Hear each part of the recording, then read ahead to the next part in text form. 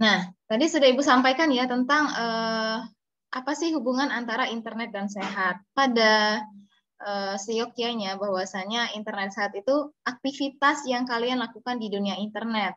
Tentu dibatasi dengan norma-norma tertentu gitu. Jadi ketika kalian menggunakan internet itu harus tahu nih, baik buruknya kalian menggunakan internet. Apa yang boleh kalian buka, apa yang tidak boleh kalian lihat, seperti itu. Jadi jangan sampai ketika muncul iklan-iklan yang mungkin dalam tanda kutip tidak benar, jangan kalian buka, tapi ya cukup langsung blokir saja atau ya cukup di skip iklan tersebut supaya kalian iklan tersebut tidak muncul lagi ketika kalian membuka browser, baik itu Mozilla maupun Google Chrome. Nah, bisa cukup dipahami ya tentang apa itu makna dari internet sehat. Nah, rekan-rekan semua, internet itu sudah beredar gitu di masyarakat.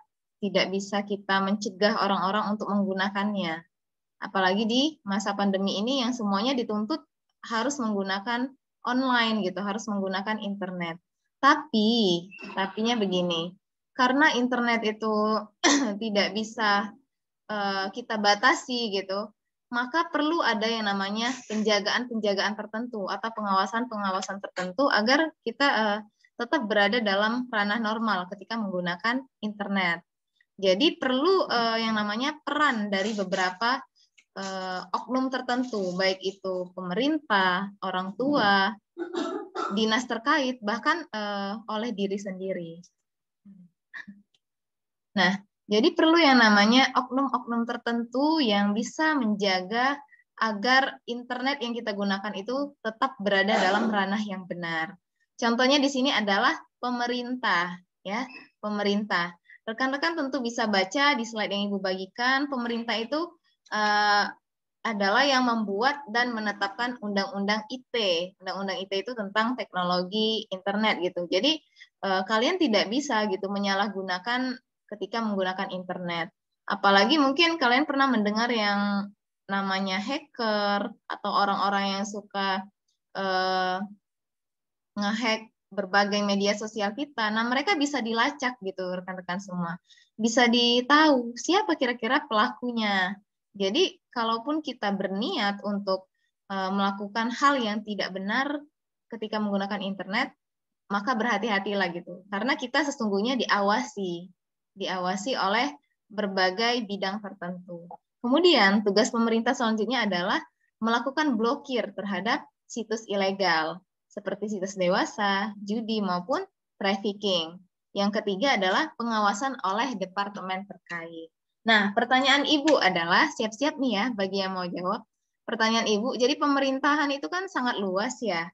Banyak bidang-bidangnya, ada yang bidang pendidikan, bidang kelautan, bidang apa saja lah pokoknya di berbagai kementerian tersebut. Menurut anak-anak semua mungkin pernah dengar di TV, pernah lihat di TV, lihat di internet gitu. Kira-kira nih, departemen terkait yang ditugaskan oleh pemerintah untuk mengawasi penggunaan internet agar tetap sehat. Kira-kira departemen apa? Ada yang tahu? Mungkin pernah dengar? Departemen apa yang mengawasi penggunaan internet, yang mengontrol supaya hacker-hacker itu bisa diketahui siapa pelakunya, atau orang-orang yang menyalahgunakan itu bisa diketahui siapa orangnya gitu. Ada yang tahu? Kira-kira kementerian mana atau dinas mana yang tugasnya mengawasi penggunaan internet itu agar tetap sehat? Ada yang pernah tahu anak-anak semua?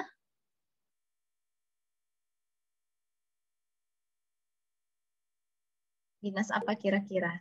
Ini Badan Siber dan Sandi Negara bukan, Bu? Apa? Badan Siber dan Sandi Negara. Oke, betul ya. Salah satunya itu, jadi dia Badan Siber itu di bawah naungan siapa gitu. Nah, itu kan merupakan salah satu lembaganya. Nah, di atas Badan Siber itu ada siapa? Jadi, ada yang tahu lagi? Terima kasih ya, Early. Ada lagi yang tahu atasannya gitu siapa? Oke, kalau rekan-rekan pernah baca atau pernah tahu di berbagai kementerian itu ada bidangnya. Kalau bidang pendidikan kan ada yang namanya di bawah naungan apa kalau bidang pendidikan? Kementerian apa? Menteri Pendidikan. Oke, Kemdikbud ya, Kementerian Pendidikan dan Kebudayaan. Nah, kemudian kalau bidang pertanian itu ada juga kementeriannya. Kalau bidang internet itu di bawah naungan Dinas Komunikasi dan Informasi atau Diskominfo. Jadi di sana tugas Diskominfo itu mengawasi rekan-rekan, mengawasi agar internet itu tetap sehat, agar tidak banyaknya situs-situs ilegal yang berada di sana gitu. Untuk mengawasi orang-orang yang menyalahgunakan penggunaan internet seperti itu. Jadi apapun yang kalian lakukan di internet itu terekam gitu. Jadi kalau suatu saat kalian menyalahgunakannya, kemudian ada orang yang ingin mencari tahunya, itu bisa ketahuan ya. Jadi silahkan batasi diri kita supaya tidak terjerumus gitu, atau tidak tergoda untuk melihat hal-hal yang tidak seharusnya kalian lihat. Karena kalau kita sudah sekali melihat, mungkin itu akan menyebabkan, kalau dalam istilah belajar itu, kecanduan gitu. Nah, begitu juga dengan menggunakan internet yang di luar batas, itu bisa menyebabkan kecanduan. Jadi jangan sampai kalian tergoda atau nyoba-nyoba, coba lihat dikit aja gitu kan. Nah, itu tidak disarankan gitu, apalagi bagi anak-anak remaja semua. Selanjutnya yang mengawasi penggunaan internet itu salah satunya adalah orang tua, ya. Karena kita masih dalam anak-anak semua masih dalam tahapan umur remaja gitu, masih bersekolah. Jadi kalian masih tanggung jawab dari orang tua kalian. Apapun aktivitas yang kalian lakukan harus diketahui oleh orang tua gitu kan. Begitu juga ketika kalian menggunakan internet. Menurut kalian, apa kira-kira peran orang tua untuk mengawasi penggunaan internet yang kalian lakukan? Ada yang mau kasih argumen? Mungkin di antara anak-anak semua ada yang sangat dekat dengan ibunya, sangat dekat dengan ayahnya gitu. Mungkin pernah terucap oleh mereka gitu. Kakak lagi buka apa, adik lagi buka apa gitu di internet, lagi ngapain gitu kan. Nah, ada nggak yang pernah ditanya seperti itu oleh orang tuanya? Atau mungkin belajar apa hari ini sama gurunya lewat HP kayak gitu. Ada yang pernah ditanya seperti itu oleh orang tuanya? Pernah, Bu. Oke, pernah. Nah, itu kan merupakan salah satu bentuk pengawasan dari orang tua tentang apa saja aktivitas yang kalian lakukan ketika membuka internet gitu. Ada yang lainnya yang mau kasih pendapat kira-kira peran orang tua yang seperti apa?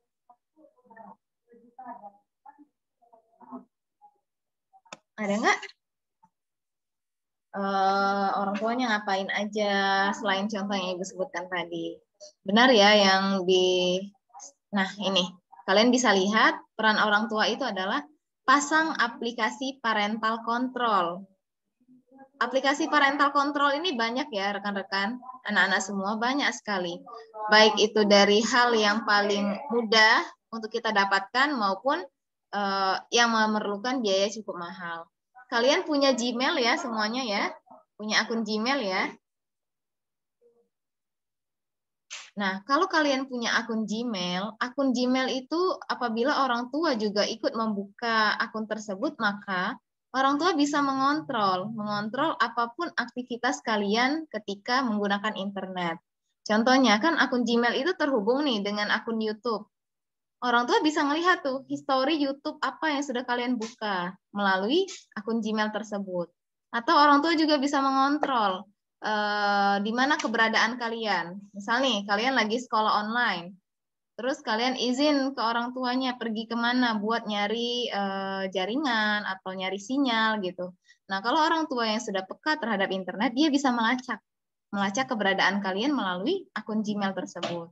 Nah, itu merupakan salah satu bentuk parental control dari orang tua agar kalian itu tetap terjaga dengan baik itu ketika menggunakan internetnya, atau untuk mengetahui apa saja gitu aktivitas kalian ketika menggunakan internet, seperti itu ya. Jadi ada nggak orang tuanya yang orang tua zaman now gitu yang tidak buta dengan dunia internet? Orang tua siapa nih yang orang tuanya udah main Facebook, mungkin udah main Gmail, ada nggak? Ada di antara kalian yang orang tuanya sudah cukup paham gitu dengan dunia internet? Boleh Ibu mau tahu siapa? Ada, Bu. Oke, early. Kayaknya rata-rata semua orang tuanya tuh sudah zaman now gitu ya. Karena dulu nih, pada zaman Ibu masih sekolah dulu, orang tua Ibu tuh nggak tahu Facebook gitu. Nah, ketika sekarang, orang tua itu udah pada main Facebook, udah update status gitu kan, udah posting-posting foto. Nah, itu artinya semakin berjalannya zaman gitu, semakin berkembangnya teknologi, ternyata orang tua juga mau belajar gitu, mau belajar menggunakan internet tersebut. Nah, apa jadinya nih kalau orang tua kalian sudah sama pandainya menggunakan internet dengan anak-anak semua? Maka kalian bisa dikontrol dimanapun kalian berada, apapun aktivitas kalian, seperti itu. Ya, nah ini merupakan salah satu bentuk pengawasan orang tua agar bisa menjaga agar internet itu tetap secara sehat kalian gunakan. Jadi tetap berada dalam ranah yang baik. Kemudian yang kedua, tugas orang tua adalah mensosialisasikan baik buruknya penggunaan internet ya. Ini sebenarnya bukan tugas orang tua saja, tugas semua orang gitu. Tugas semua orang, termasuk kalian sendiri wajib mengingatkan diri kalian sendiri bahwa lakukanlah hal-hal yang baik gitu dan tinggalkan hal yang kurang baik ketika menggunakan internet. Yang ketiga, orang tua ikut mengawasi penggunaan internet, dan yang keempat, tidak menggunakan internet terlalu lama. Nah, anak-anak mungkin bisa hitung ya, berapa jam dalam sehari kalian megang handphone. Tentu handphonenya bukan handphone yang cuma buat nelpon aja gitu kan, tapi handphonenya sudah Android semua, di mana di dalam handphone itu terdapat berbagai aplikasi yang kalian buka. Nah, di sana kalian bisa ngitung sendiri, sehari itu ada 24 jam ya. Sehari ada 24 jam, berapa jam kalian tidur? Kalau tidur otomatis tidak menggunakan internet gitu kan, maksudnya tidak megang handphone. Nah, misal 8 jam, 24 dikurang 8, itu ada 16. Nah, dari 16 jam setelahnya, berapa jam kira-kira yang kalian gunakan untuk membuka internet? Atau ada yang full 16 jam ada? Jadi setiap saat gunain internet, lagi mandi, HP-nya dibawa ke kamar mandi, lagi makan, tangan kanan makan, tangan kiri scroll Instagram. Ada yang kayak gitu? Tentu ada gitu kan. Ya. Jadi rekan-rekan semua, kalian butuh yang namanya waktu tanpa memegang handphone gitu. Butuh waktu ketika kalian baca buku, ya udah setengah jam saya fokus baca buku, nggak usah pegang handphone. Ya, jadi fokus aja baca buku gitu. Nanti kalaupun memang butuh melihat handphone karena membutuhkan referensi materi dari internet, ya silakan saja. Tetapi ya silakan atur waktu sendiri di mana kalian tidak perlu memegang handphone dulu, tapi mendapatkan materinya dari membaca buku saja gitu kan. Nah, tapi kalau lagi Zoom kayak gini nggak bisa ya, kalian tidak menggunakan internet. Karena memang internet saat ini sangat berperan penting untuk melakukan pembelajaran jarak jauh. Tapi nanti dikontrol saja, kira-kira mungkin selain saya tidur, berapa jam saya tidak megang handphone gitu kan. Kalau lagi nonton TV, fokus aja nonton TV. Lagi kumpul keluarga, fokus aja kumpul keluarga gitu. Nggak usah megang-megang handphone. Karena dulu tuh handphone itu kan mendekatkan jarak gitu ya. Maksudnya orang yang jauh bisa kita telepon. Jadi kan serasa orang itu dekat gitu.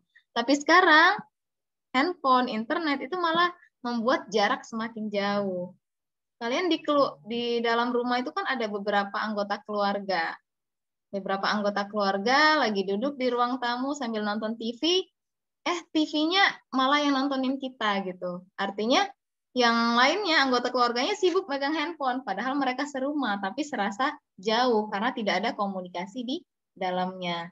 Nah, maka dari itu rekan-rekan semua, kalian perlu gitu mempunyai waktu sendiri tanpa menggunakan handphone. Misal mau me time sama keluarganya, atau mau belajar, membaca buku, mengerjakan tugas tanpa menggunakan handphone. Nah, itu perlu kalian atur sendiri. Kalian sudah, menurut Ibu sudah bisa lah ya, membedakan hal-hal penting untuk menggunakan handphone dan hal-hal yang kurang penting. Kalian boleh membuka yang namanya kayak media sosial, Instagram, Facebook, ya kan untuk melihat pertemanan gitu atau mencari informasi lain. Kita tidak bisa dipisahkan dari hal tersebut. Tetapi ya silakan dibatasi, ya. Silakan dibatasi sendiri. Oke, cukup. Selanjutnya nih, peran lingkungan sekolah, ya. Peran lingkungan sekolah. Di sana di slide rekan-rekan bisa lihat tugas sekolah itu bukan hanya untuk menyampaikan ilmu saja gitu ya, tetapi dia butuh yang namanya pengawasan terhadap para pesertanya. Nah, apalagi di zaman pandemi ini kan kita tidak bisa bertemu langsung gitu dengan anak-anak semua. Jadi perlu yang namanya controlling. Kalian tidak ikut Zoom, kenapa gitu kan? Tidak ikut Zoom apa terkendala sinyal atau tidak ada kuota atau sedang berada di daerah mana. Nah, itu sekolah perlu tahu kalian berada di mana. Makanya anak-anak semua, kalaupun kalian berhalangan hadir untuk mengikuti pembelajaran via Zoom, via GCR gitu, silakan kalian informasikan kepada gurunya. Ataupun kalau memang cukup sulit untuk menghubungi gurunya, hubungi temannya. Misal nih, Mayang Sari nggak bisa hadir karena kehabisan kuota. Ternyata rumah Mayang Sari ini dekat dengan rumahnya Sherly. Mayang Sari bilang ke Sherly, saya izin ya tidak bisa ikut karena lagi nggak ada kuota. Nah, Sherly sampaikan ke gurunya gitu. Jadi banyak sekali cara untuk menyampaikan informasi. Jangan sampai kalian tuh ada tapi seperti tidak ada gitu kan. Maksudnya kalian ada di rumah, cuman kalian nggak hadir di Zoom. Nah, itu kan kami nggak tahu. Tapi silakan berikan informasi kepada kami, supaya kami bisa mengetahui di mana keberadaan kalian. Selanjutnya, peran sekolah adalah penguatan iman dan agama. Ini bukan hanya peran sekolah sih, peran semua aspek masyarakat gitu, ya, tentang penggunaan internet. Karena dalam kehidupan asli itu ada yang namanya baik dan buruk, begitu juga dalam kehidupan internet, seperti itu. Ya, ada yang baik kalian gunakan, ada juga yang harus kalian hindari ya. Kalau dalam hukum Allah itu kan kalau yang wajib itu ya harus dilakukan. Kalau yang haram ya silakan hindari gitu. Nah, begitu juga di internet. Kalian harus bisa memilah konten-konten yang boleh kalian buka ataupun konten-konten yang harusnya langsung diblokir gitu. Selanjutnya, industri terkait. Nah, ini sudah Ibu singgung di awal tentang industri terkait apa yang sudah yang tujuannya untuk mengontrol penggunaan internet agar tetap sehat, supaya meminimalisir situs-situs ilegal, baik itu pornografi, kemudian perjudian, atau konten ilegal lainnya gitu. Dinas Komunikasi dan Informasi dia sudah memfilter beberapa konten tersebut, tapi karena banyaknya orang-orang pinter teknologi tetapi tidak punya dalam tanda kutip sikap yang baik sehingga dia melakukan hal yang tidak baik, itu menjadikan Kominfo untuk sulit untuk mengawasi semuanya, tapi mereka berusaha untuk meminimalisir. Nah, itu salah satu tugas industri terkait yang diamanahkan oleh pemerintahan. Nah, Badan Siber tadi itu di bawahnya Kominfo. Nah, itu anak-anak semua tentang internet sehat ya. Bagaimana caranya kalian membatasi diri kalian supaya tetap bisa menggunakan internet sewajarnya. Sudah dicatat ya atau sudah di screenshot materi-materinya, karena nanti di akhir pelajaran Ibu akan adakan kuis. Ya, akan adakan kuis. Jadi silakan nanti dijawab sesuai kemampuan yang anak-anak punya. Selanjutnya, sedikit materi tambahan selain materi internet sehat itu tentang virus dan pencegahannya. Nah, virus dan pencegahannya. Ini kita tidak bicara tentang virus corona ya. Kita bicara tentang virus yang ada di komputer. Oke. Oke, kalau virus corona sudah tidak mesti disosialisasikan lagi, anak-anak sudah sama-sama paham kenapa kita harus menjauhi berbagai aktivitas yang berkaitan dengan corona dan lain sebagainya. Nah, pada kali ini kita akan membahas sedikit tentang virus dan pencegahannya pada komputer. Rekan-rekan tentu sudah pernah melihat gitu kan berbagai aktivitas di komputer yang kadang-kadang bikin laptopnya ngeheng atau laptopnya lemot gitu kan. Tiba-tiba laptopnya mati gitu kan. Nah, kira-kira itu kenapa? Ya tentu jika ada akibat maka ada sebabnya. Apa sebabnya laptopnya bisa lemot? Apa sebabnya laptopnya bisa mati? Apa sebabnya laptopnya tiba-tiba ngeheng gitu. Nah, salah satunya adalah penyebabnya adalah virus gitu kan. Virus, tapi virus ini kan diciptakan oleh manusia. Manusia yang menciptakan virus tentu dia sudah memikirkan apa pencegahnya atau apa yang bisa mengobati virus tersebut. Sama halnya dengan virus komputer gitu. Anak-anak tentu sudah tahu ya atau sudah pernah lihat lah ya berbagai aplikasi antivirus. Sudah pernah lihat? Nah, kalau sudah pernah lihat, Ibu pengen tahu nih, apa aja aplikasi antivirus di komputer yang kalian tahu atau yang pernah kalian lihat? Silakan on audio bagi yang mau bicara. Ada nggak aplikasi antivirus yang pernah kalian lihat di laptop? Mungkin kalau nggak punya laptop, kalian pernah main ke warnet, pernah lihat ketika pertama kali buka komputer langsung ada antivirusnya gitu. Ada yang tahu? Antivirus apa saja?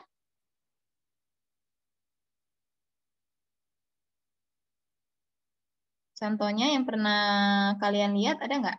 Saya yakin nih, pasti pernah. Orang yang pernah buka komputer, orang yang pernah buka laptop pasti pernah lihat yang namanya antivirus. Ada? Siapa?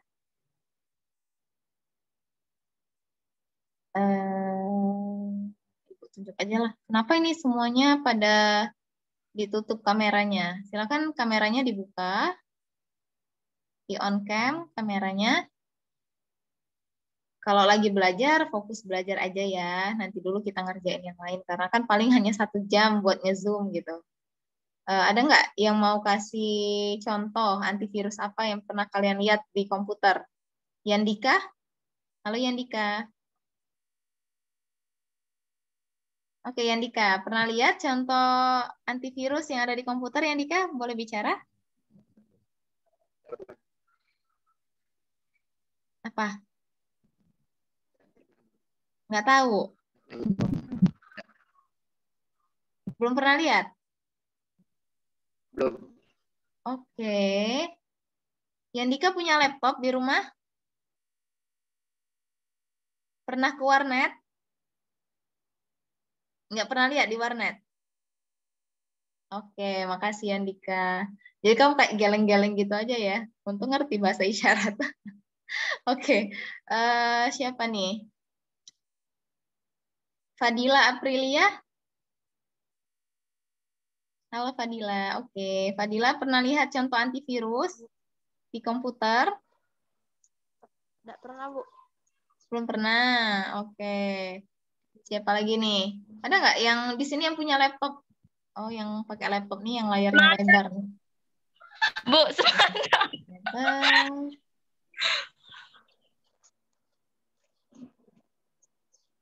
Serly tahu nggak Serly?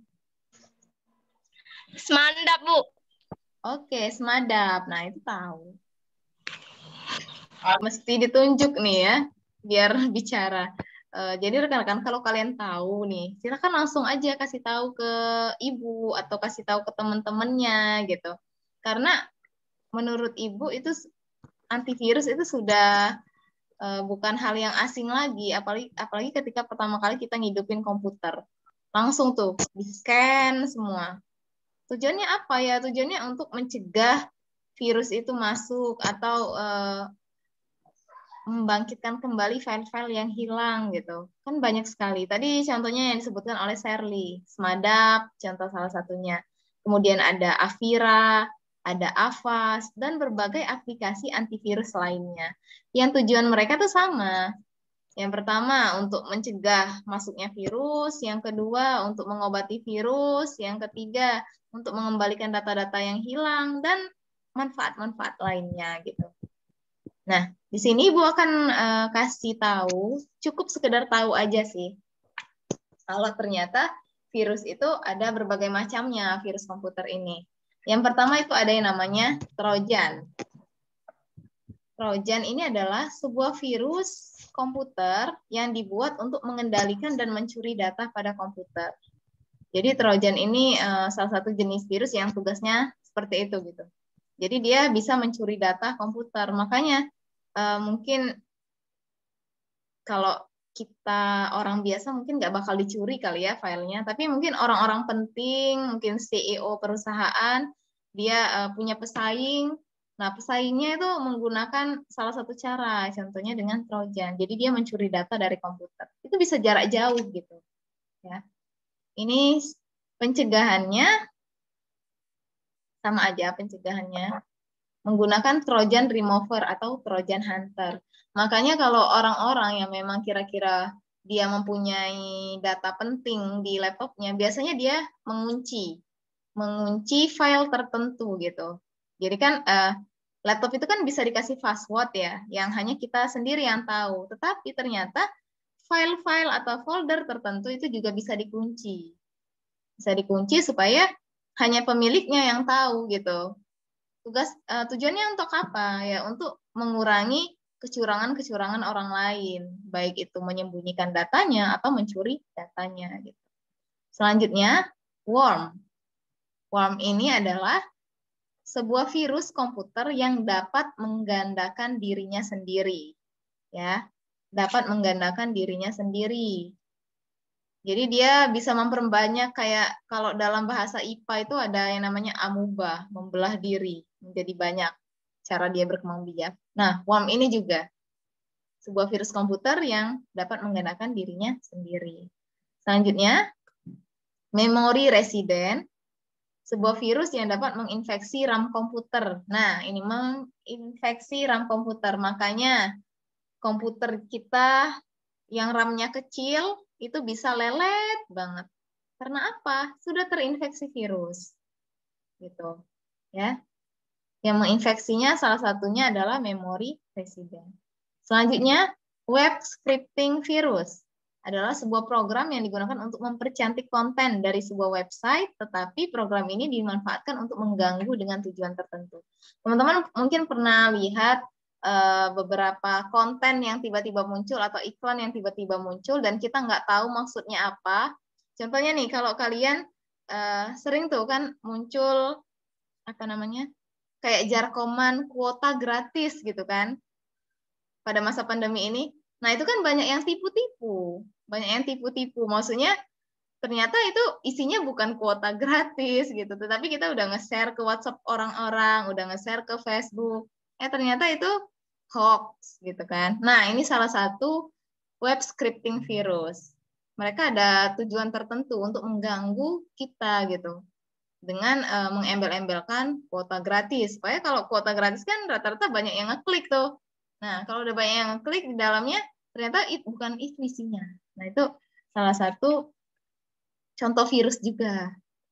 Selanjutnya, multipartite virus, sebuah virus komputer yang terdiri dari file yang menginfeksi sistem operasi tertentu dan biasanya bersembunyi pada RAM dan akan menginfeksi hard disk. Jadi ini lebih parah dari yang sebelumnya tadi. Lebih parah dari memory resident. Kalau memory resident tadi hanya menginfeksi RAM, nah kalau si multipartite virus ini juga menginfeksi hard disk. Hard disk itu penyimpanannya. Penyimpanannya juga terinfeksi. Makanya ada kalau kerusakan hard disk itu bisa 100%, nah itu karena dia memang sudah terinfeksi virus. Atau bisa juga karena hard disknya sudah tua, sudah wajib diganti. Dan itu juga karena virus. Selanjutnya yang terakhir adalah FAT virus atau File Allocation Table virus. Nah, ini sebuah virus komputer yang dibuat dengan tujuan untuk merusak file pada lokasi tertentu ya. Ini. Nah, cukup rekan-rekan semua materi dari Ibu pada hari ini. Setelah ini kita akan kuis. Oh ya, jangan lupa sekretaris tetap merekap ya, merekap peserta-peserta yang hadir di Zoom hari ini dan kira-kira kenapa yang nggak hadir.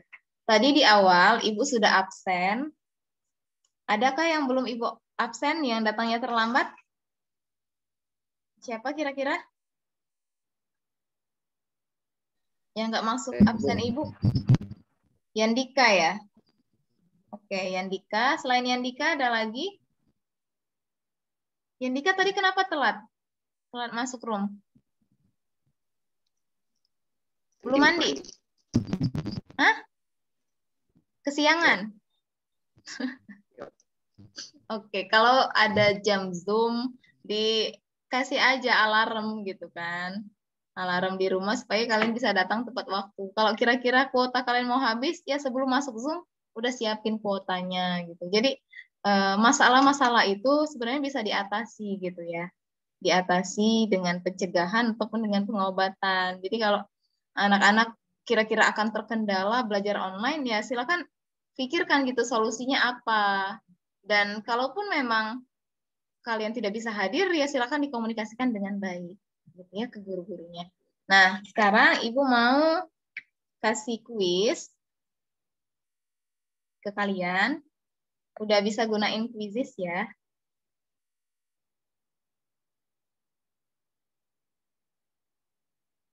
Bentar.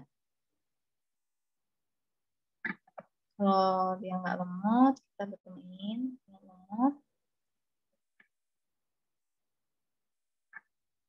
Ibu stop share dulu ya.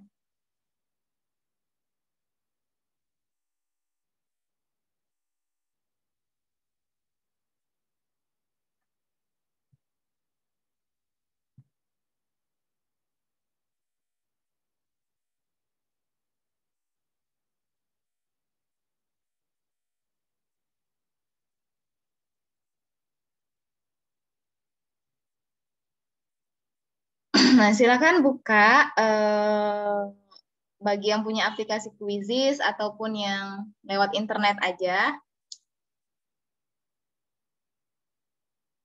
Oke. Nah, di sana kan udah tampil ya anak-anak. Join kodenya, silakan diisi. Sebelumnya sudah pernah kan ya? Kalau sudah pernah berarti sudah tidak tabu lagi gitu. Silakan join dan masukkan kodenya. Join di joinmyquizizz.com, kemudian enter kode. Bu, joinnya di mana, Bu? Ibu bisa dibagiin link aja nggak, Bu? Oke, bentar.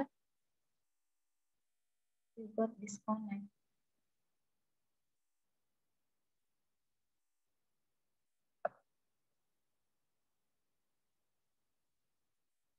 Bentar ya, error.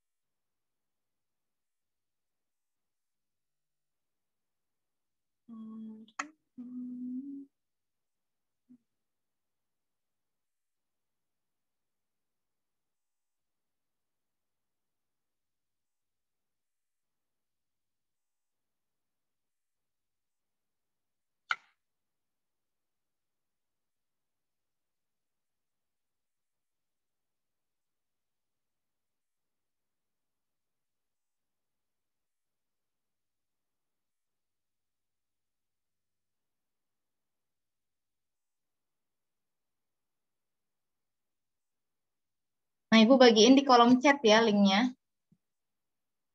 Silakan klik di kolom chat.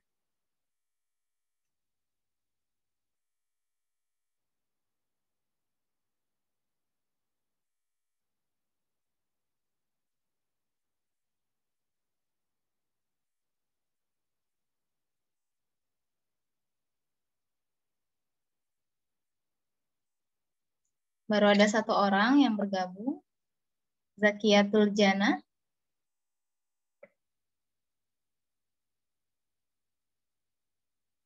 Bisa ya klik link di kolom chat.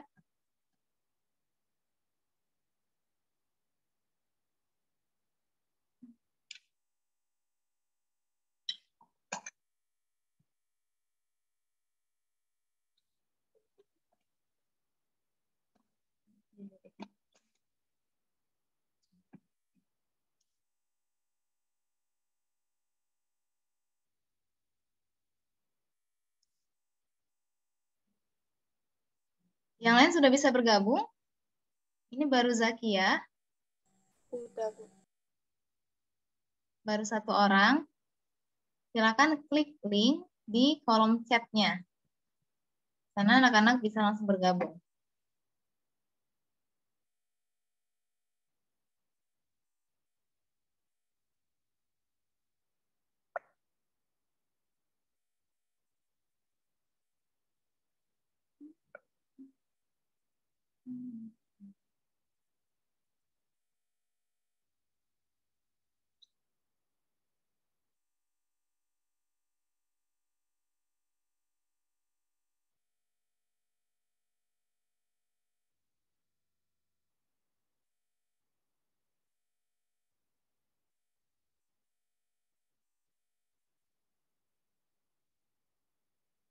Halo,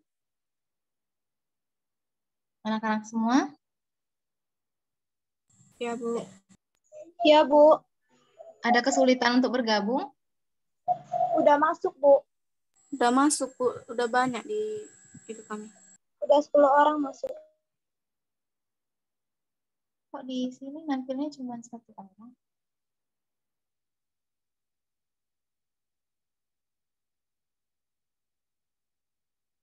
Bentar ya.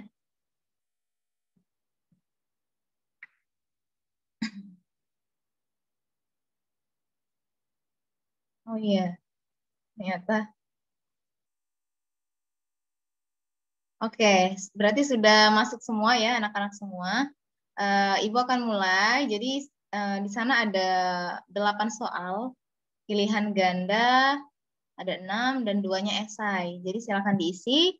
Kalau sudah, silakan diselesaikan. Ibu mulai.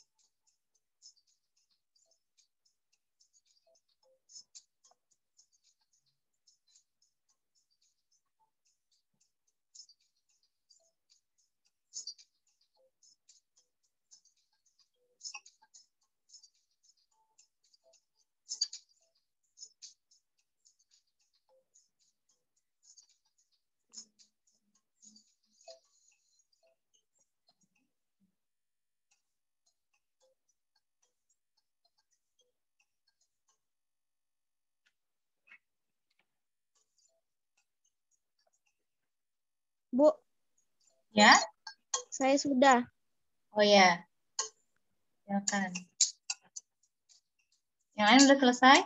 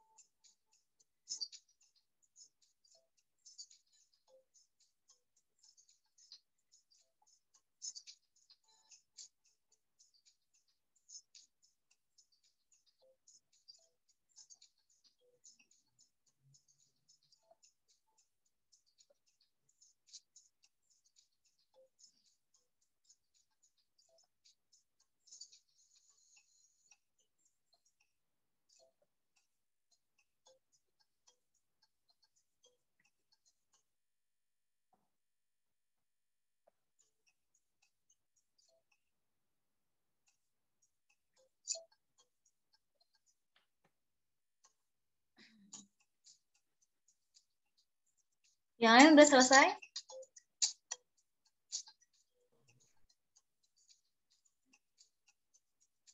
Farhan? Sudah, Bu. Yang udah selesai boleh langsung bergabung ke ruang Zoom ya.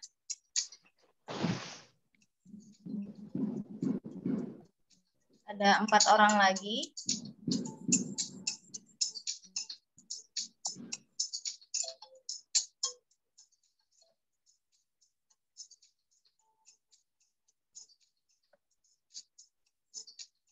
Tiga orang lagi. Mungkin masih ngetik esainya ya.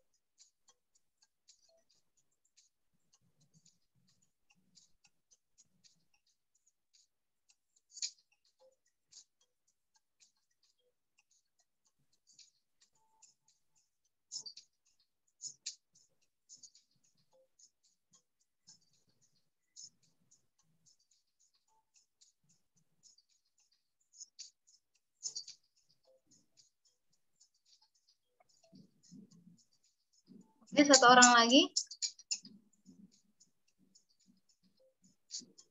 Oke, selesai ya.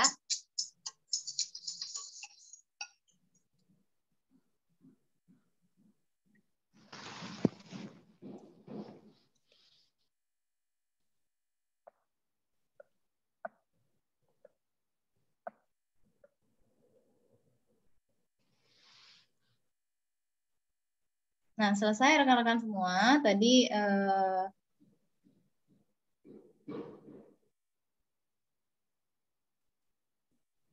ini quiznya error.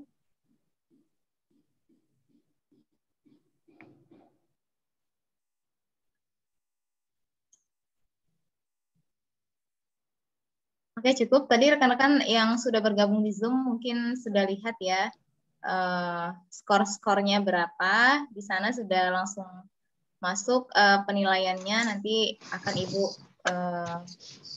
kombinasikan dengan nilai-nilai lainnya. Baiklah, anak-anak semua. Terima kasih yang sudah bergabung di ruang Zoom sampai siang hari ini. Tadi Ibu absen tuh ada 12 ya, tapi sekarang tinggal 10 orangnya. Berarti ada 2 orang yang hilang. Ibu ulangi lagi ya. Aisyah ada? Ada, Bu. Erli Erlanda? Ada, Bu. Oke. Fadila Aprilia? Ada. Farhan Aditya? Ada, Bu. Oke. Fitriani? Fitrian ini yang menghilang nih. Mana Fitria? Mungkin sinyalnya, Bu. Oke, Mayang Sari? Ada, Bu. Ya. Mayang Sari, Rian Alfredo? Hilang ya? Serly Puspitasari? Ada. Ferly? Ada Ferly. Kemudian Yandika ada. Zakia Tuljana ada. Zulkarnain ada. Oke, anak-anak cukup untuk pembelajaran kita hari ini. Ibu minta kesediaannya untuk on kamera semuanya, kita screen dulu. Screenshot. Ibu mau screenshot. Silakan Farhan, di on kamera Farhan.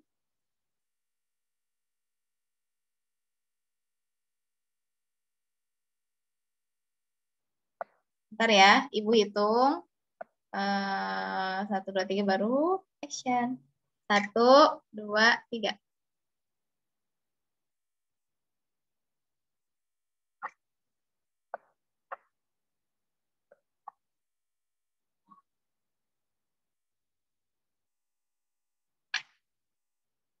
Baiklah, cukup anak-anak semua. Zul, silakan Zul dipimpin doa untuk hari ini. Iya, Bu. Marilah teman-teman sebelum kita mengakhiri pelajaran hari ini, alangkah baiknya kita berdoa terlebih dahulu dengan kepercayaan agama masing-masing. Berdoa, mulai.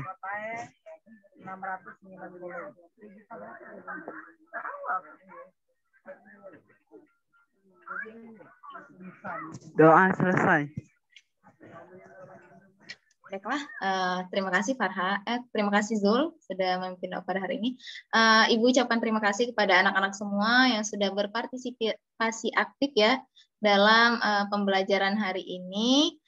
Semoga ilmunya bermanfaat dan kedepannya. Jadi sebelum masuk Zoom silakan dipersiapkan semua materinya supaya ketika kita tanya jawab diskusi itu lebih lancar gitu ya. Jadi silakan belajar dulu. Kemudian untuk masalah-masalah lain misal terkait kuota, jaringan, sinyal, itu silakan kalian persiapkan, dicarikan solusinya seperti apa. Kalau yang telat bangun, ya silakan pasang alarm gitu, minta diingatin orang tuanya, atau solusi lain lah yang kalian sudah Ibu anggap bisa menyelesaikan masalah itu sendiri gitu ya. Cukup dari Ibu, lebih dan kurang Ibu mohon maaf. Ibu akhiri, wassalamualaikum warahmatullahi wabarakatuh. Waalaikumsalam warahmatullahi wabarakatuh. Oke, Ibu izin live ya.